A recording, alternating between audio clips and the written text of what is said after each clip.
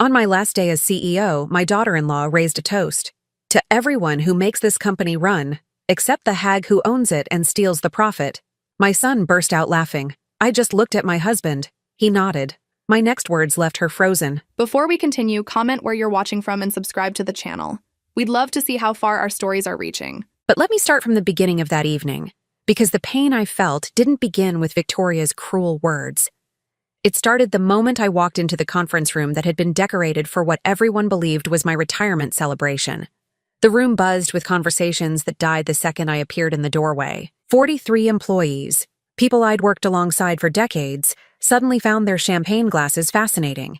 The silence stretched uncomfortably until my assistant Janet broke it with forced enthusiasm. "Mrs. Henderson, you look lovely tonight." Her voice carried that particular tone people use when they're trying too hard to be normal. I smoothed down my navy blue dress, the nicest one I owned, and tried to ignore the way Victoria's friends from the marketing department were whispering behind their hands. I'd built Morrison Industries from nothing 38 years ago.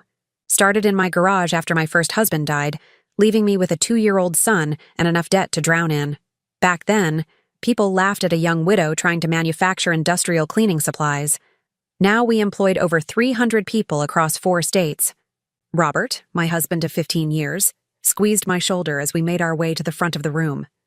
He'd joined the company 12 years ago when we merged with his smaller firm, and he'd been my anchor through every storm since.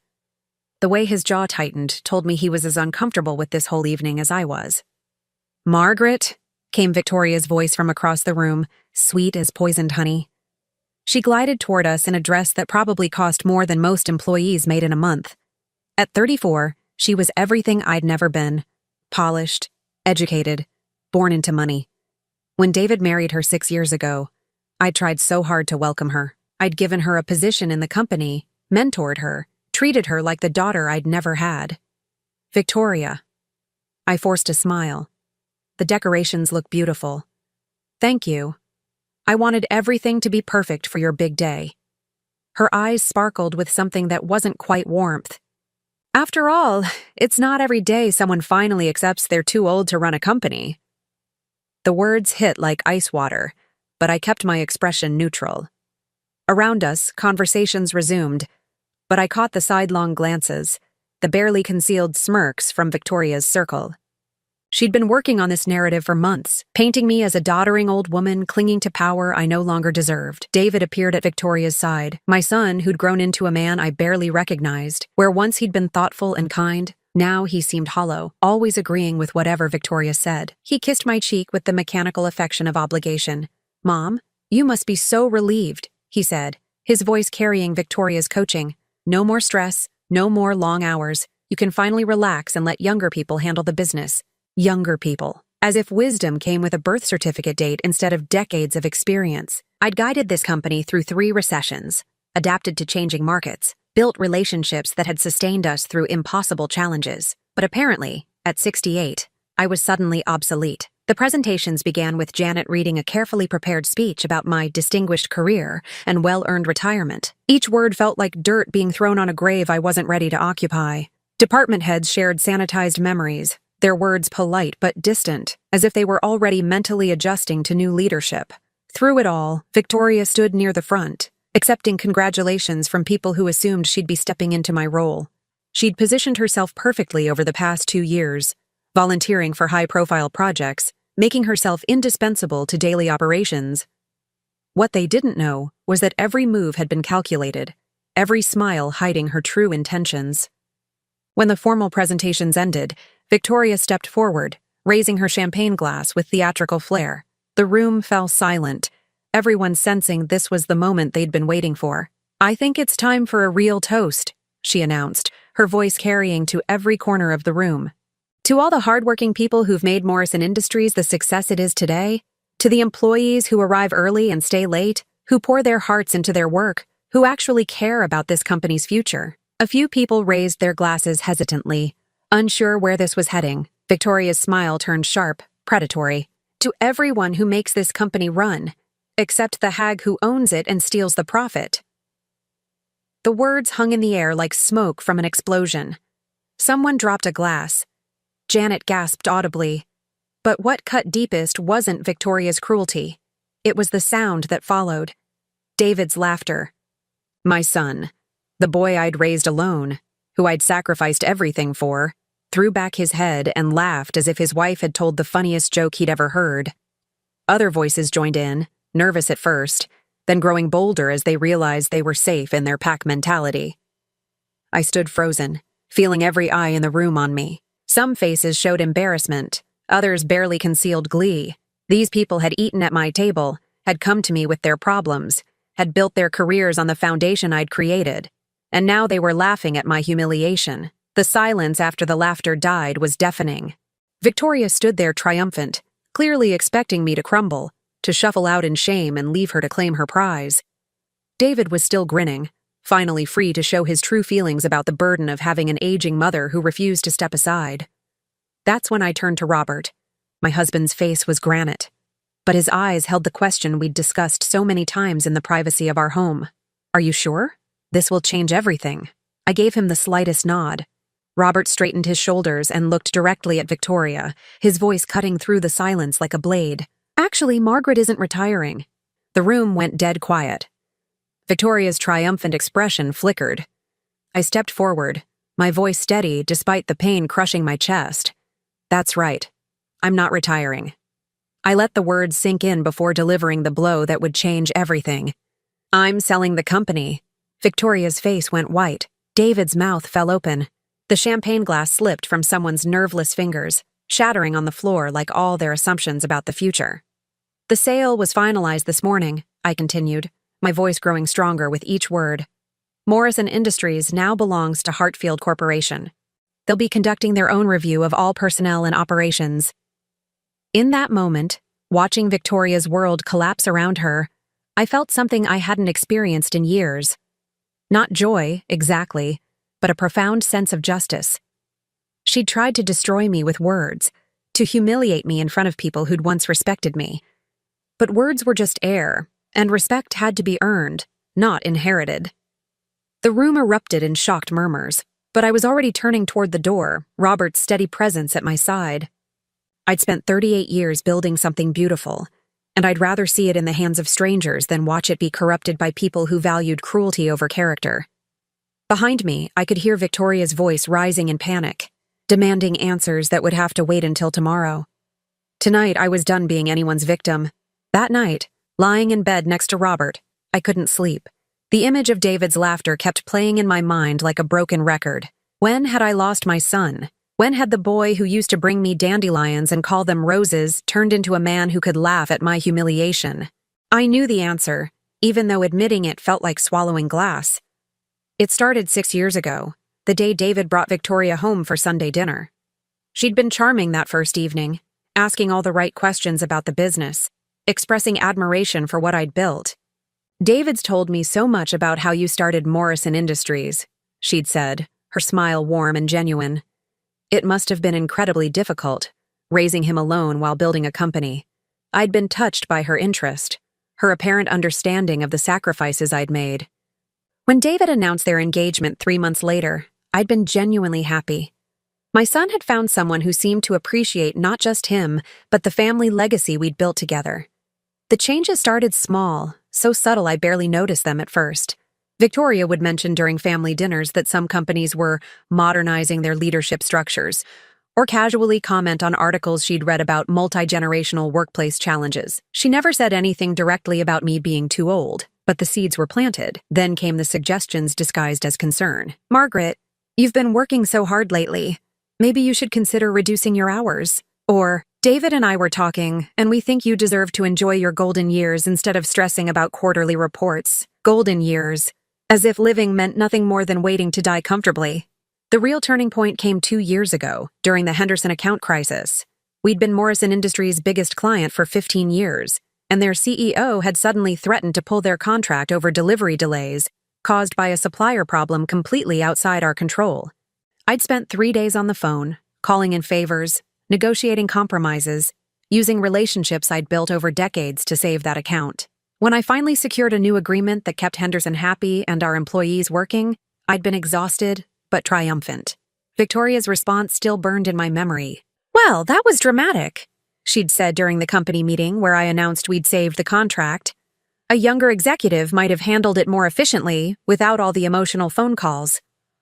The comment had been delivered with a smile, wrapped in just enough ambiguity that calling her out would have made me look defensive. But the damage was done. I saw the sideways glances from employees, the barely perceptible nods of agreement from people who suddenly wondered if my emotional approach was a sign of weakness rather than the passionate commitment that had built their paychecks. That's when I realized Victoria wasn't just making casual observations. She was systematically undermining my authority, painting me as an emotional, outdated obstacle to progress.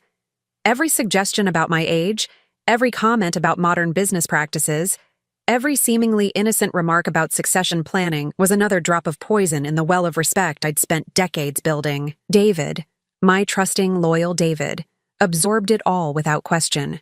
He'd always been susceptible to strong personalities, content to let others lead while he followed. Victoria had recognized this weakness and exploited it masterfully. "Mom's been under a lot of stress lately," he started saying during family gatherings. "Maybe she should consider stepping back a bit." When I tried to discuss my concerns with him, Victoria was always there, nodding sympathetically while redirecting the conversation. Of course, Margaret feels defensive. Change is hard at any age, but especially when you've been in control for so long. The worst part was how she turned my own words against me. Every story I'd shared about the company's early struggles became evidence of my inability to let go. Every mention of lessons learned from past challenges became proof that I was stuck in outdated thinking. "Mom still talks about the recession of '08 like it was yesterday," David would say, not realizing that my experience with that crisis was exactly what had helped us survive the pandemic shutdowns with minimal layoffs. "Victoria says we need to focus on the future, not keep relitigating the past," Victoria says. Those two words became the beginning of every conversation, the justification for every decision, the new gospel according to my daughter-in-law who'd never built anything from nothing, never had to make payroll when the account receivables were late, never had to look employees in the eye and promise their jobs were safe when everything was falling apart. The meetings became the most obvious battleground. Victoria would arrive with printed agendas and PowerPoint presentations, armed with business school terminology and consulting firm jargon. She'd present ideas that sounded innovative but ignored practical realities, propose changes that would disrupt relationships I'd spent years cultivating. When I raised concerns based on experience, she'd nod thoughtfully and then say something like, "I appreciate Margaret's historical perspective, but we need to consider whether traditional approaches are still relevant in today's market." Historical perspective, traditional approaches. Every word chosen to make me sound like a relic, a museum piece whose time had passed. The employees started looking to her instead of me during discussions. She'd positioned herself as the voice of progress while painting me as the voice of resistance. People who'd once sought my advice began going to Victoria first, treating her input as more valuable than mine. "She just has such fresh ideas," I'd overheard Janet saying to another employee. "Sometimes experience can be limiting, you know? Victoria sees possibilities that someone who's been doing things the same way for decades might miss." Janet, who'd been with me for 12 years. Janet, whose job I'd saved during the restructuring 5 years ago when the board suggested we could automate her position. Janet, who now spoke about me like I was a well-meaning but outdated impediment to progress. The final insult came 6 months ago, when Victoria suggested I might benefit from executive coaching to help me adapt to changing leadership styles. She'd presented it during a family dinner, framing it as a generous gift, an investment in my personal development. "There are some wonderful programs for senior executives transitioning to advisory roles," she'd explained, her tone gentle and caring. "Margaret, you've given so much to this company. Maybe it's time to let others contribute their energy while you provide wisdom and guidance." Senior executives transitioning to advisory roles. The euphemism was so perfectly crafted, so diplomatically venomous, that I almost admired the skill behind it. David had nodded enthusiastically. "That sounds perfect, Mom. You'd still be involved, but without all the daily stress. Victoria's right. You've earned the right to relax. Earned the right to relax." As if my life's work was a burden I'd finally paid off, rather than a calling that gave my days meaning. That night, Robert had found me crying in my office at home, surrounded by photo albums filled with company milestones, employee celebrations, moments of triumph that suddenly felt hollow. "She's stealing it all," I'd whispered to him. "Not just the company, but the respect, The relationships, everything I built. And David can't see it, or won't see it. Robert had held me while I sobbed, his own anger carefully controlled. "What do you want to do?" he'd asked quietly. That's when the idea first took shape. If Victoria wanted to paint me as obsolete, as a burden holding back progress, then maybe it was time to show her what burden really looked like. Maybe it was time to stop fighting for something I could simply take away. The next morning, I'd called my lawyer and my financial advisor. By that afternoon, I had 3 potential buyers interested in Morrison Industries, each willing to pay above market value for a profitable, well-established company with a strong client base. The irony was perfect. Victoria had spent 2 years convincing everyone that the company would be better off without me. Now she was about to find out if she was right. Rolling over to face Robert, I finally spoke into the darkness. "Do you think I'm doing the right thing?" He was quiet for a long moment. Then his hand found mine. "I think you're doing the only thing that lets you keep your dignity. And sometimes that's all we have left." Tomorrow, Victoria would learn that stealing someone's legacy isn't as simple as poisoning their reputation. Tomorrow, she'd discover that the old woman she'd been so eager to dismiss still had some lessons to teach. The morning after the party, my phone started ringing at 6:30. The first call was from Janet, her voice tight with panic. "Mrs. Henderson, I don't understand. The employees are asking questions and I don't know what to tell them. Is it true? Did you really sell Morrison Industries?" I sat at my kitchen table, watching Robert make coffee with the methodical precision he brought to everything. His presence anchored me, reminded me that I wasn't facing this alone. "Yes, Janet. The sale is final." The silence stretched so long I thought the call had dropped. When she spoke again, her voice was barely a whisper. "But what about our jobs? What about everything we've built here?" For the first time since last night, I felt a stab of genuine regret. Janet wasn't part of Victoria's poison campaign. She was just a hard-working woman trying to support her family, caught in the crossfire of a war she hadn't chosen. "Hartfield Corporation is committed to maintaining operations," I said, trying to inject reassurance into my voice. "They're primarily interested in Morrison Industries because we're profitable and well-run. Good employees have nothing to fear." After I hung up, Robert placed a cup of coffee in front of me and sat down across the table. "How many more calls like that do you think you'll get today?" "Probably dozens." I wrapped my hands around the warm mug, drawing comfort from its heat. "The ones who matter will understand eventually. The others." I shrugged, surprised by how little I cared about the others anymore. The next call came from Tom Martinez, our operations manager. Unlike Janet, Tom had been one of Victoria's early converts, always ready to agree when she suggested my methods were outdated. "Margaret, what the hell is going on? You can't just sell the company without consulting the management team. We have a right to know what's happening to our futures." His tone grated against my nerves like sandpaper. Our futures. As if he'd built anything, risked anything, sacrificed anything to create those futures in the first place. "Tom, you'll need to direct all questions about personnel decisions to Hartfield Corporation. They'll be contacting department heads within the week to discuss transition plans." "This is insane," he sputtered. "Victoria said you'd been acting erratically, but I never thought you'd do something this destructive. Don't you care about what happens to the people who work for you?" I almost laughed at the accusation, Victoria said. Even now, even in his outrage, he couldn't form an opinion without referencing her guidance. "I care enough to make sure the company survives with its reputation intact," I replied evenly, something that was becoming increasingly unlikely under current circumstances. After I ended that call, Robert reached across the table and took my hand. "Any regrets yet?" I considered the question seriously. Was I starting to doubt myself?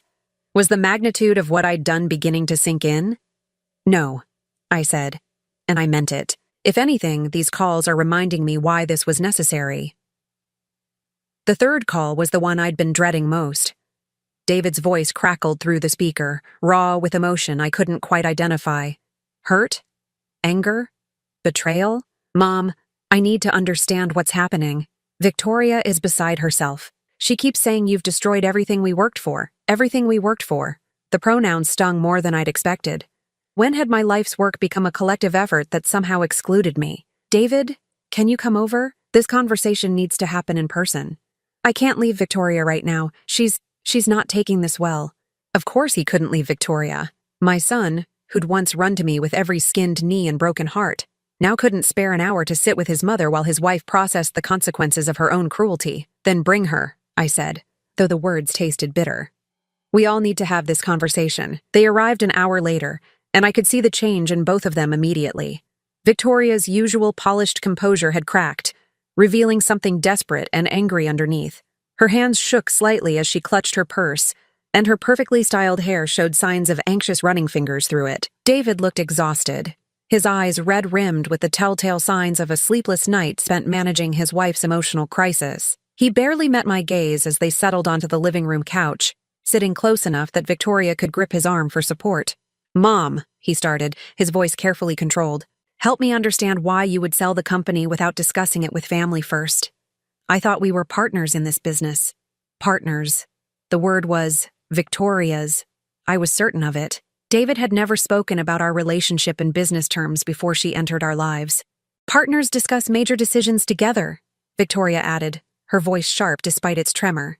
"Partners don't make unilateral choices that affect everyone's future." I looked at her steadily, this woman who'd spent 2 years systematically undermining my authority, questioning my decisions, and positioning herself as my inevitable replacement. "You're absolutely right, Victoria. Partners do discuss major decisions together."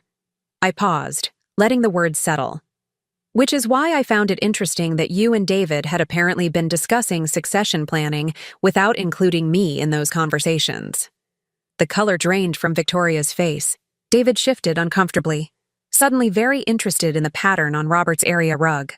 We were thinking about the future," David mumbled. "About what would happen eventually." "Eventually," I repeated. "And when exactly did eventually become immediately? When did planning for the distant future become active campaigning for my removal?" Victoria found her voice, though it came out higher than usual. "Margaret, I never campaigned for anything. If I expressed concerns about the company's direction, it was because I care about its success." "Concerns about the company's direction?" I echoed. "Is that what you call suggesting I was too emotional to handle client crises? Or recommending executive coaching to help me adapt to changing leadership styles? Or perhaps you mean last night, when you publicly called me a hag who steals profit from the company I built?" The silence that followed was deafening. Victoria's grip on David's arm tightened until her knuckles went white. David stared at me with something that might have been recognition, as if he was finally hearing his wife's words through someone else's ears. "I was upset last night," Victoria said weakly. "I said things I didn't mean." "No," I replied quietly. "You said exactly what you meant. You said what you've been thinking for 2 years, what you've been carefully suggesting to anyone who would listen.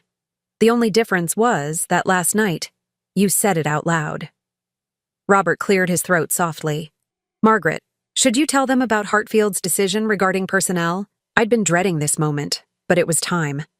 The documentation I'd provided to Hartfield Corporation about Victoria's behavior hadn't been shared out of spite, but out of necessity. A responsible company needed to understand the dynamics they'd be inheriting. "Hartfield Corporation has completed their initial personnel review," I said, watching Victoria's face carefully. "They'll be retaining most of the current staff, with some exceptions." "Exceptions?" David's voice cracked slightly. "Department restructuring is common in acquisitions," I continued. "Hartfield has their own marketing team and won't be needing additional staff in that area." The words hit Victoria like a physical blow. She actually rocked backward on the couch, her face cycling through confusion, disbelief, and growing panic. But I've been essential to the marketing operations," she stammered. "I've increased our client base by 30% over the past 2 years, using relationships and contracts I'd established over decades," I corrected gently. Hartfield was quite interested in understanding how those relationships had been managed recently. The full implications were starting to dawn on her. Victoria's eyes darted between David and me, looking for some sign that this was negotiable, that there was still a way to salvage her position. "What exactly did you tell them about me?" she asked, her voice barely above a whisper. "I told them the truth," I said simply. "I provided documentation of workplace interactions, employee complaints that had been filed, and examples of communications that demonstrated management style and professional judgment." David looked confused. "What employee complaints? You never mentioned any complaints." "Because they were dismissed," Victoria said quickly, but her voice carried no conviction. "They were minor workplace disagreements. Nothing serious. Margaret Chen filed a formal complaint about public humiliation during budget meetings," I said, my voice steady and factual. Robert Williams documented overtime demands for personal projects accompanied by age-related harassment. Sarah Rodriguez reported deliberate scheduling conflicts designed to make her look incompetent. With each name, Victoria seemed to shrink further into the couch. These weren't random accusations. They were documented patterns of behavior that painted a clear picture of someone who used her position to belittle and intimidate others. "David," Victoria turned to her husband with desperate eyes. "You have to do something. Call the buyer. Explain that there's been a misunderstanding. Tell them I'm essential to the company's success."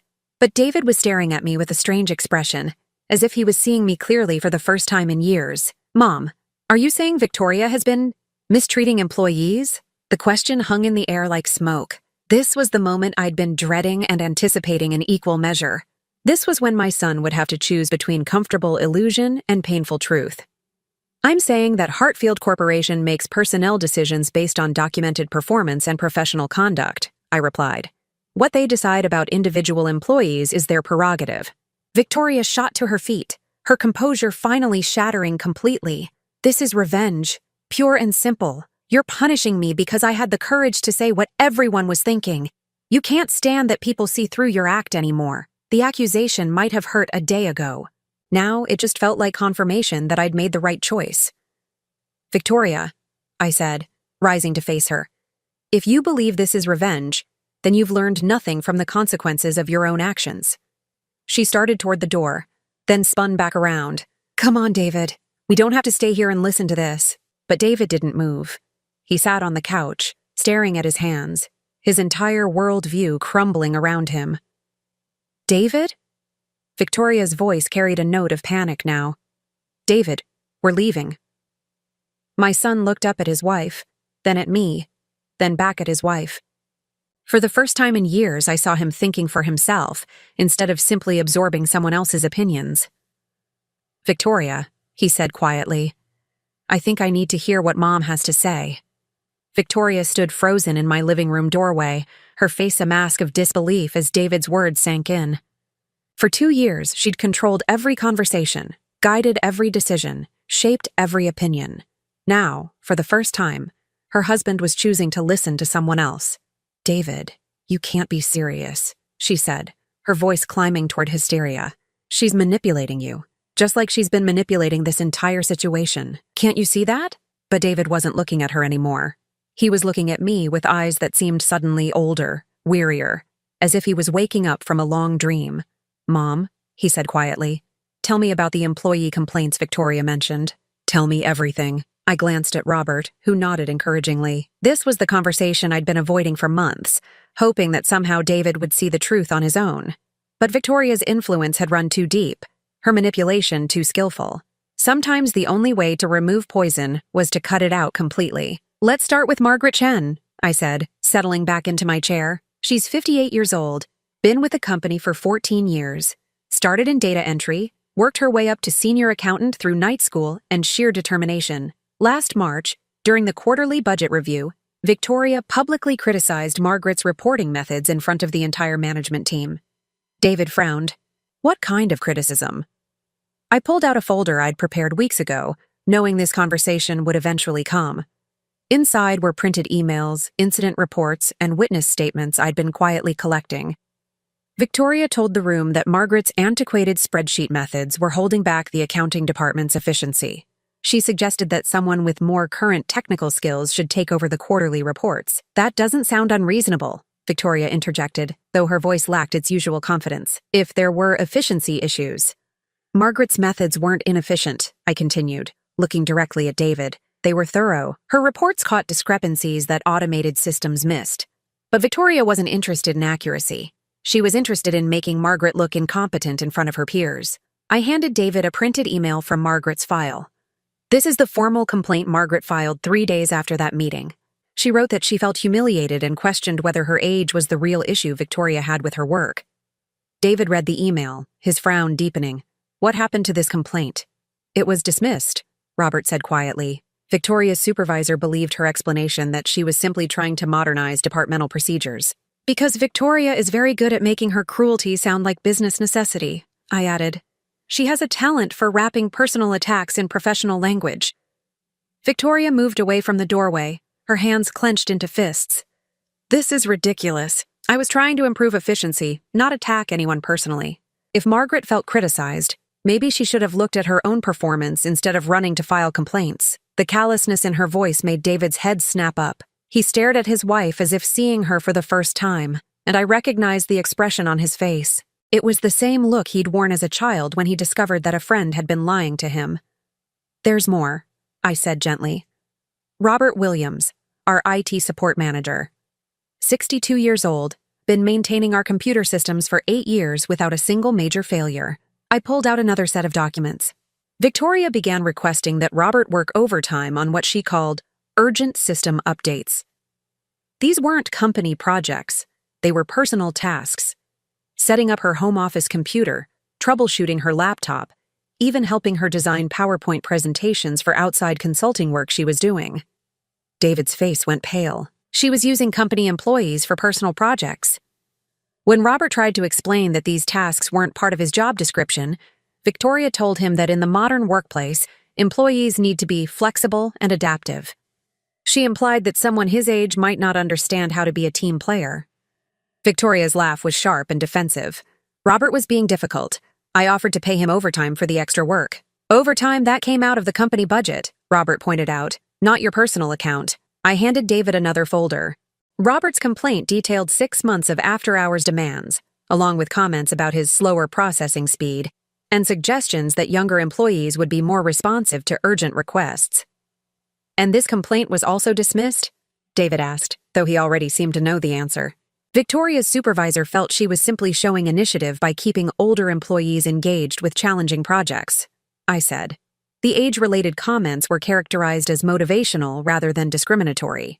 Victoria began pacing, her heels clicking against the hardwood floor with increasing agitation. "I can't believe you're twisting every interaction into some kind of conspiracy. These were legitimate workplace issues." "What about Sarah Rodriguez?" I asked, opening a third folder.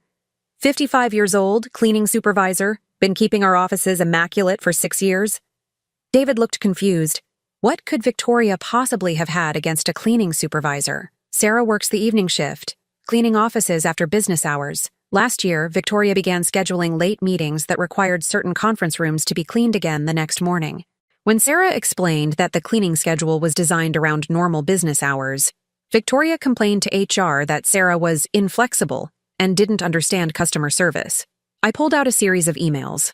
Victoria wrote that Sarah seemed confused by simple instructions and suggested that language barriers might be affecting her ability to understand requests. Language barriers? David's voice was tight. "Sarah was born in New Mexico," Robert said dryly. "Her English is perfect.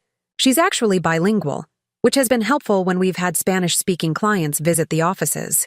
Victoria stopped pacing. "I never said anything about language barriers specifically. If there were communication issues.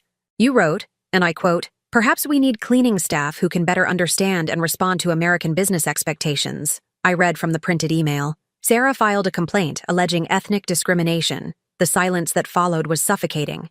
David stared at the email in his hands, reading Victoria's words over and over, as if hoping they would somehow say something different. "There are 8 more complaints in these files," I said quietly. "All from employees over 50, all dismissed because Victoria's explanations always sounded reasonable to supervisors who didn't see the pattern." "What pattern?" David whispered.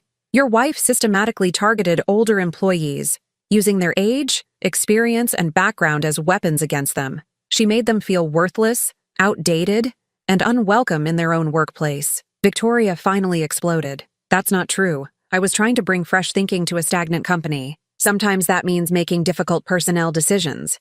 Sometimes that means having honest conversations about performance." "Honest conversations," I repeated. "Is that what you call telling the Henderson account team that I was too emotional to handle client crises? Or suggesting to the board that I needed executive coaching because I was resistant to change?" David looked up sharply. "You told the board that Mom needed coaching?" Victoria's mouth opened and closed like a fish out of water. The company was going through challenges. I thought professional development might help." "You thought it might help push me aside," I said calmly. "Just like you pushed aside Margaret Chen, Robert Williams, Sarah Rodriguez, and everyone else who stood in the way of your vision of what the company should become." "And what was that vision?" David asked, his voice barely audible. I looked at my son. this man I'd raised to be kind and thoughtful, and saw that he was finally ready to hear the truth. A company run by younger, more modern thinkers, I said. A company where experience was seen as a liability rather than an asset. A company where Victoria could position herself as the inevitable successor to an outdated founder who didn't know when to step aside. Victoria sank into the chair across from us, her defiance crumbling into something that looked almost like defeat. "It wasn't supposed to be like this," she whispered. "What wasn't supposed to be like this?" David asked, turning to face his wife directly. She looked at him with tears in her eyes, and for a moment, I almost felt sorry for her. Almost. "The company was dying under her leadership," Victoria said, gesturing weakly toward me. "The methods were outdated, the client base was aging, the employees were getting comfortable instead of innovative. I thought if I could help guide a transition." "You thought you could take over," David finished, his voice flat. "I thought I could help," Victoria insisted. "I thought I could bring new energy, new ideas. I thought I could help the company grow instead of just survive." "By tearing down the person who built it," Robert said quietly. Victoria's tears came harder now. "I never meant to hurt anyone. I just wanted to contribute something meaningful. I wanted to matter." For the first time since this whole nightmare began, I felt a flicker of understanding for my daughter-in-law. Not forgiveness. What she'd done was unforgivable. But I recognized the hunger in her voice, the desperate need to prove her worth by diminishing others. "Victoria," I said gently, "you could have mattered. You could have contributed, but not by destroying the people around you." David stood up abruptly, walking to the window and staring out at the street. When he spoke, his voice was hollow. "How long have you been planning to take over the company?" Victoria wiped her eyes, leaving mascara streaks on her cheeks. "It wasn't a plan, exactly. It was more like an evolution. I saw opportunities to improve things, and I took them. The opportunities included making my mother look incompetent," David said without turning around. "I never said she was incompetent." "You didn't have to say it directly," I said. "You just had to plant the seeds and let other people reach that conclusion on their own. It's actually quite sophisticated. Much more effective than direct confrontation." David finally turned back to us, and the expression on his face broke my heart. He looked lost, betrayed, like a child who discovered that everything he believed about the world was wrong. "Victoria," he said quietly, "did you ever love me? Or was I just convenient?" The question hung in the air between them like a live wire. Victoria's face crumpled, and she reached toward him desperately. "Of course I love you, David. How can you even ask that?" But he stepped away from her reaching hands. "Because I'm starting to realize that I don't know you at all. The woman I married wouldn't systematically destroy people to get ahead. The woman I married wouldn't humiliate my mother at a company party." "I was angry," Victoria sobbed. "I felt threatened. Your mother was never going to accept me as a successor, and I knew it." "Because you never gave her a reason to," David said simply. "You spent 2 years undermining her instead of learning from her. You treated her like an obstacle instead of a mentor." I watched my son process the truth about his marriage, about his wife, about the years he'd spent choosing her narrative over mine. The pain on his face was almost unbearable, but it was necessary. Some wounds have to be cleaned before they can heal. "David," Victoria whispered, "please, we can fix this. We can start over somewhere else. The company doesn't matter. We matter." He looked at her for a long moment, and I saw something die in his eyes. "The company mattered to you when you thought you could control it," he said. "My mother mattered to you when you thought she was weak enough to push aside. Nothing matters to you unless it serves your purposes." The truth of his words seemed to hit Victoria like a physical blow. She doubled over as if in pain, her sobs echoing through the quiet room. But David wasn't finished. He turned to me, his eyes red with unshed tears. "Mom," he said, his voice breaking, "I'm so sorry. I'm so sorry I didn't see what she was doing. I'm so sorry I laughed last night. I'm so sorry I chose her version of events over yours." The apology I'd been waiting 2 years to hear, the recognition I'd thought I might never receive. But instead of triumph, all I felt was exhaustion and a deep, aching sadness for the time we'd lost. "I know you are, David," I said softly, "but sorry isn't enough anymore." The words hung between David and me like a chasm that couldn't be bridged with simple apologies. Victoria's sobbing filled the silence, but it sounded distant, irrelevant, like background noise from a television in another room. David's face crumpled. "What do you mean, sorry isn't enough?" Mom, I know I made mistakes, but I thought if I acknowledged them.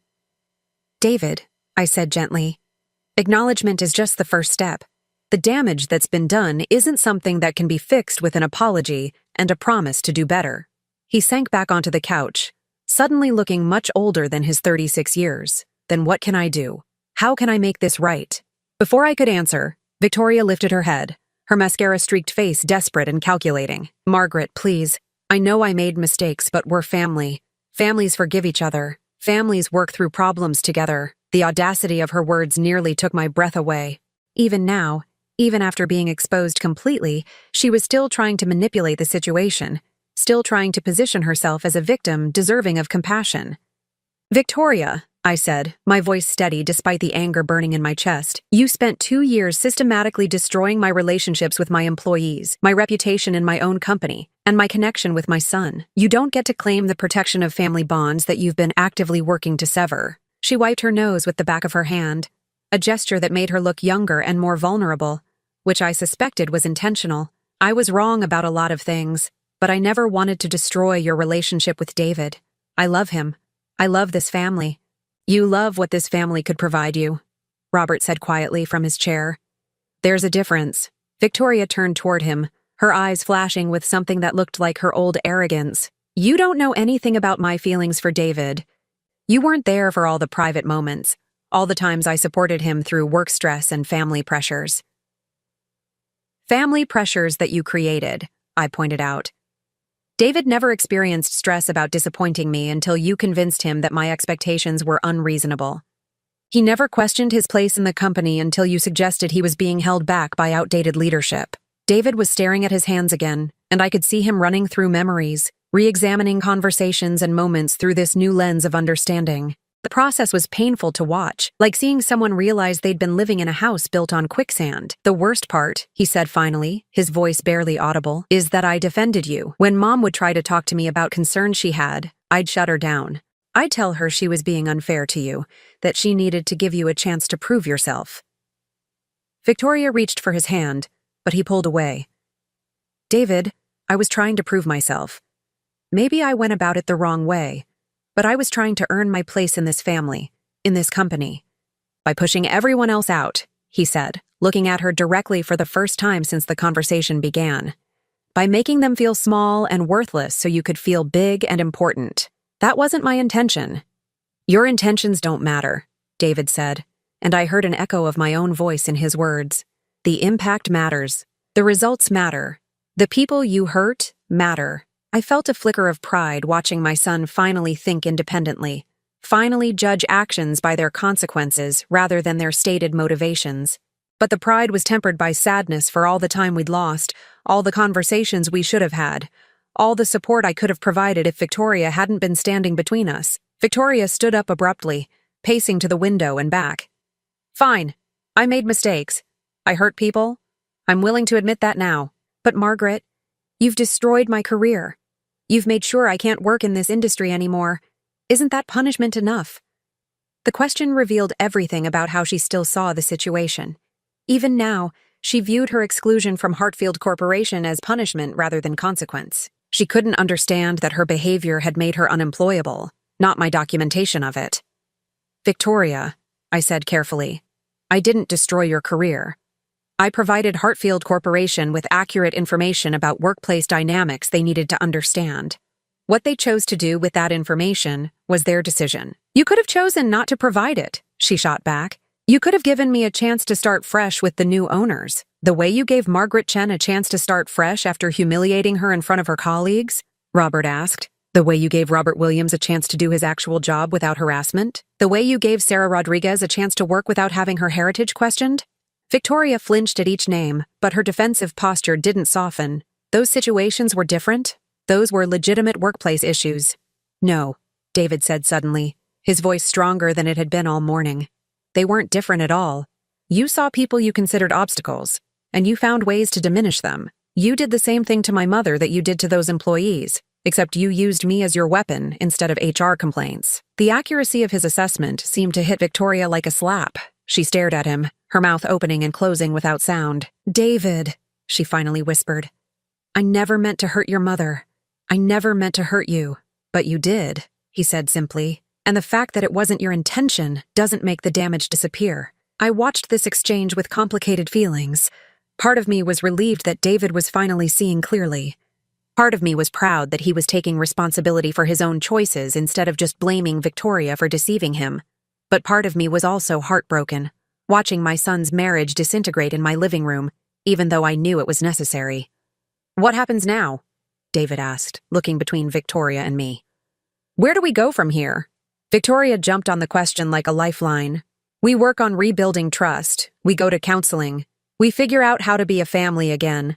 How to support each other through this difficult time." I almost laughed at her presumption. After everything that had been revealed, she still thought she could negotiate her way back into our lives, still believed that the right combination of words could erase the damage she'd caused. "Victoria," I said, my voice gentle but firm, "you're not part of this family anymore. That ended when you publicly humiliated me at a company function and laughed about it." Her face went white. "You can't just cut me out. David is my husband. We have a life together. You have a life built on lies and manipulation," I replied. "Whether David chooses to continue that life is his decision, but it won't include me." David looked up sharply. "Mom, are you saying you won't have a relationship with me if I stay married to Victoria?" The question I'd been dreading and hoping to avoid. I didn't want to put David in the position of choosing between his wife and his mother, but I also couldn't pretend that Victoria's presence in our lives was sustainable. "David, I'm saying that I can't have Victoria in my life anymore. What you choose to do with that information is up to you." Victoria started crying again, but these tears felt different, less manipulative, more genuinely desperate. "This is what you wanted all along, isn't it? You never accepted me. You were just waiting for an opportunity to drive a wedge between David and me. I wanted to welcome you into our family," I said honestly. "I wanted to share the business I'd built with someone who would love it and nurture it the way I had. I wanted my son to be happy. Then why are you destroying his marriage?" "I'm not destroying anything," I replied. "I'm just refusing to pretend anymore that your behavior is acceptable. I'm refusing to enable the kind of treatment you've shown me and my employees. I'm refusing to sacrifice my dignity to maintain the illusion of family harmony." David stood up and walked to the mantel, staring at the family photos displayed there. Pictures from holidays, birthdays, company events, memories that now felt tainted by the knowledge of what had been happening behind the scenes. "Victoria," he said without turning around, "I need you to leave." "What?" Her voice was barely a whisper. "I need time to think. And I can't do that with you here trying to manage my reactions and control the conversation." She looked at him in shock. "David, you can't be serious. I'm your wife. You're the woman who's been lying to me for 2 years, he said, finally turning to face her. "You're the woman who convinced me to turn against my own mother. You're the woman who systematically destroyed other people to advance your own agenda. I'm also the woman who loves you," she said desperately. He stared at her for a long moment, and I could see him weighing that claim against everything he'd learned this morning. "Maybe you do," he said finally. "But I'm not sure that's enough anymore." Victoria gathered her purse with shaking hands, her composure completely shattered. At the door, she turned back one last time. "Margaret, I hope you're satisfied. You've gotten everything you wanted." "I didn't want any of this," I replied honestly. "I wanted to work with you, not against you. I wanted to build something together, not watch it all fall apart." After she left, the house felt different, lighter somehow, as if an oppressive weight had been lifted. David remained standing by the mantel, his shoulders hunched with grief and confusion. "I don't know how to process all of this," he said quietly. 2 hours ago, I thought I had a marriage and a career and a future all mapped out. Now I don't know what I have." I joined him by the mantel, standing close enough to offer comfort, but not so close that I was crowding him.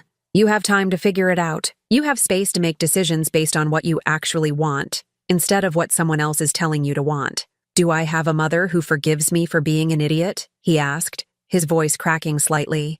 I put my arm around his shoulders, and for a moment he was my little boy again, seeking comfort after a painful lesson about the world's complexity. "You have a mother who loves you," I said.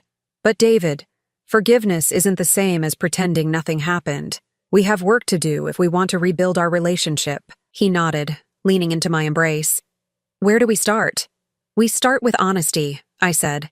"We start with you acknowledging that you chose to believe Victoria's version of events instead of trusting your own mother. We start with you understanding that trust, once broken, has to be rebuilt slowly. I can do that. he said. I want to do that. I held my son in my living room, surrounded by the remnants of a family that had been fractured by deceit and manipulation. But for the first time in 2 years, I felt hope. Not for easy reconciliation or quick fixes, but for the possibility of rebuilding something authentic and strong from the wreckage Victoria had left behind. The company was gone, sold to strangers who would reshape it according to their own vision. Victoria was gone, excluded from an industry where her behavior had made her unemployable. But David was still here, finally ready to see clearly, finally ready to choose truth over comfortable lies. It wasn't the ending I'd planned when I started this journey, but it was honest. And after 2 years of living in a web of manipulation and half-truths, honesty felt like the most precious gift I could ask for. 3 months later, I stood in the kitchen of my new home, a modest ranch house with large windows that filled the rooms with natural light. The moving boxes were finally unpacked, the furniture arranged just the way I wanted it. After selling Morrison Industries, Robert and I had decided to downsize, to find a place that belonged to us rather than our professional legacy. The morning sun streamed across the breakfast table where David sat, helping me sort through old company photographs. It had become our Saturday ritual, these quiet conversations over coffee, slowly rebuilding the connection that Victoria's manipulation had nearly destroyed. Look at this one, David said, holding up a photo from the company's 10th anniversary party. You look so proud. I studied the image, myself at 43, standing in front of a banner celebrating our growth from a garage startup to a regional success story. I was smiling, but there was something in my posture that spoke of exhaustion, of the weight I'd carried alone for so many years. I was proud, I said, pouring fresh coffee into our mugs. But I was also scared. Every milestone felt like it could be the last one, like I was always just one mistake away from losing everything. Is that why you worked so much when I was growing up? He asked quietly. Why you missed some of my games and school events? These were the conversations we'd been having, honest examinations of our shared history, acknowledging the imperfections that Victoria had exploited to drive us apart. David was learning to see our past through adult eyes rather than through the lens of resentment Victoria had provided him. Partly, I admitted. I told myself I was building something for you, securing your future. But I was also proving something to myself, proving that a widow with no business education could succeed in a man's world. He nodded thoughtfully. Victoria used to say that you'd never learn to let other people help you, that you hoarded control because you didn't trust anyone else to care about the company as much as you did. And was she right about that? David considered the question seriously. Maybe partially, but now I understand why. You'd built something from nothing, sacrificed everything for it. Of course you were protective of it. Victoria made that protectiveness sound like a character flaw instead of a natural response to being the sole custodian of something precious. The insight pleased me more than I'd expected. David was learning to think critically about the narratives he'd absorbed, to recognize how Victoria had twisted reasonable emotions into evidence of unreasonable behavior. My phone buzzed with a text message, and I glanced at it with a smile. It's from Margaret Chen. She wants to know if I'm free for lunch next week. How are the Hartfield people treating her? David asked. Very well, actually. They promoted her to accounting supervisor last month. Apparently they value experience and institutional knowledge more than Victoria's former supervisor did. It had been one of the unexpected joys of the past 3 months, reconnecting with employees I'd lost touch with during Victoria's campaign to isolate me. Margaret Chen, Robert Williams, Sarah Rodriguez, and others had reached out once word spread about the sale and Victoria's departure. Their loyalty, their genuine affection for me had been a balm for wounds I'd forgotten I was carrying. Have you heard anything about how Victoria is doing? David asked, his voice carefully neutral. We'd established early in our reconciliation that he could ask about her, that I wouldn't punish him for still caring about his wife even after everything that had happened. Their divorce had been finalized 2 weeks ago. Victoria had moved back to her parents' house in another state, rather than fight for assets she knew she couldn't claim. Janet mentioned she heard Victoria was working at a small marketing firm in Phoenix, I said. Entry-level position, from what I understand. David nodded, his expression sad but resigned. She texted me last week. She wanted to know if there was any chance of reconciliation, if we could try counseling. And what did you tell her? That I hoped she was getting the help she needed, but that our marriage was over. He picked up another photograph, this one showing the 3 of us at a company Christmas party 2 years ago. Victoria was smiling brilliantly between David and me, her arm possessive around his waist. It's strange, looking at pictures like this now. I can see things I missed at the time. Like what? Like how you're standing slightly apart from us, how your smile doesn't reach your eyes, like how Victoria is positioned between us, literally creating distance. He set the photo aside. I thought she was trying to bring us together as a family. Now I can see she was making sure we never connected directly. The doorbell interrupted our conversation, and I looked through the peephole to see a delivery truck in the driveway. The driver handed me a large package addressed to Margaret Henderson, founder Morrison Industries. David helped me carry it to the kitchen table, where I opened it to reveal a beautifully crafted wooden plaque. The engraving read, "In recognition of Margaret Henderson's 38 years of exemplary leadership and commitment to employee welfare. With gratitude from the Morrison Industries staff, 1985-2023. A card was tucked inside the box, signed by dozens of employees, current and former, young and old, people from every department and level of the company. The message was simple but profound. Thank you for showing us what principled leadership looks like. I felt tears prick my eyes as I read name after name, many accompanied by brief personal notes. Janet wrote, "You taught me that respect is earned through consistency, not demanded through fear." Robert Williams added, "Your door was always open, your advice always honest." That meant everything. "Mom," David said softly, reading over my shoulder. "Do you see this? These people didn't just work for you, they genuinely cared about you." "I know," I whispered, overwhelmed by the outpouring of affection. I'd forgotten during those last 2 years when Victoria was working so hard to isolate me. I'd started to believe that maybe I really was just an obstacle to progress. "You were never an obstacle," he said firmly. "You were the foundation everything else was built on." Victoria couldn't see that because she was too focused on what she thought she deserved, instead of what she'd actually earned. I set the plaque on the mantel where it caught the morning light. This recognition meant more to me than any business award I'd ever received, because it came from the people who'd actually worked alongside me, who'd seen me during crises and celebrations, who'd known me as more than just a name on an organizational chart. "I have something I want to tell you," David said, returning to his seat at the table. "I've been offered a position with a consulting firm in Denver. It's a good opportunity, a chance to use my experience helping other companies navigate transitions and acquisitions." "That sounds like exactly the kind of work you'd be good at," I said, meaning it. "When would you start?" "Next month if I accept, but I wanted to talk to you first. Make sure you're okay with me moving away." The question revealed how much our relationship had changed over the past 3 months. The old David, influenced by Victoria's narrative about my controlling nature, might have presented the move as a fait accompli, as evidence of his independence from his overbearing mother. This David was asking for my blessing, treating me as a valued advisor rather than an obstacle to overcome. "David, I want you to take the job if it feels right to you," I said. "But I want you to take it because it's what you want, not because you're running away from the complications here." He smiled, and I saw the boy I'd raised, thoughtful, considerate, eager to do the right thing. "I'm not running away. If anything, I feel more grounded than I have in years, more like myself." "Then you should go. Build something new, something that's entirely yours." We spent the rest of the morning going through more photographs, sharing memories that had been distorted by Victoria's influence and reclaiming them as our own. Around noon, Robert returned from his morning golf game, carrying groceries for the lunch he'd promised to cook. "How are my favorite people today?" he asked, kissing my cheek and squeezing David's shoulder. "Looking at old pictures and planning David's escape to Denver," I replied, earning a laugh from both men. "About time," Robert said. "You need to get out there and build your own empire. Show your mother it's a genetic trait." As Robert busied himself with lunch preparations, David and I moved to the living room, where afternoon light was painting everything in soft gold. We sat in comfortable silence for a while, both processing the morning's conversations. "Mom," David said eventually, "I need to ask you something and I want you to be completely honest with me. Always," I promised. "Do you think you'll ever be able to completely forgive me? Not just say you forgive me, but actually feel it?" The question I'd been asking myself for weeks. Forgiveness wasn't a switch I could flip, wasn't a decision I could make once and be done with.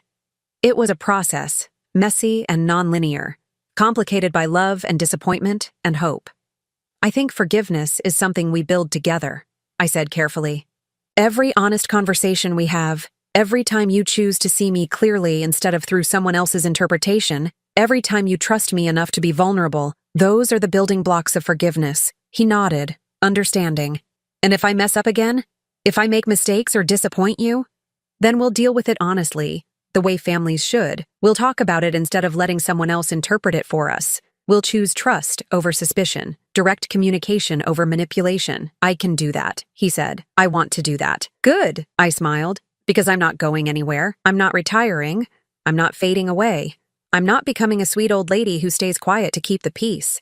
If you want a relationship with me, you get all of me. Opinions, standards, and all. David laughed, a sound I hadn't heard from him in months. I wouldn't want it any other way.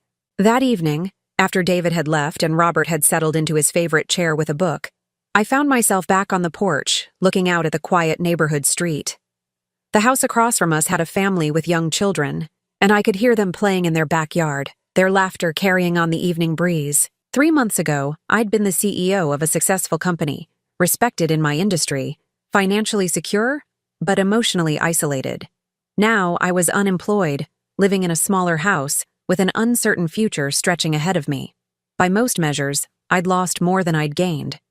But sitting there in the gathering dusk, I felt something I hadn't experienced in years. Peace, real peace, not the fragile kind that depends on everyone else staying quiet and not rocking the boat. This was the peace that comes from knowing who you are and refusing to apologize for it. Victoria had tried to convince everyone that I was an obstacle to progress, a relic clinging to relevance in a changing world. But she'd been wrong about the fundamental nature of progress. Real progress isn't about discarding wisdom in favor of novelty, or replacing experience with enthusiasm.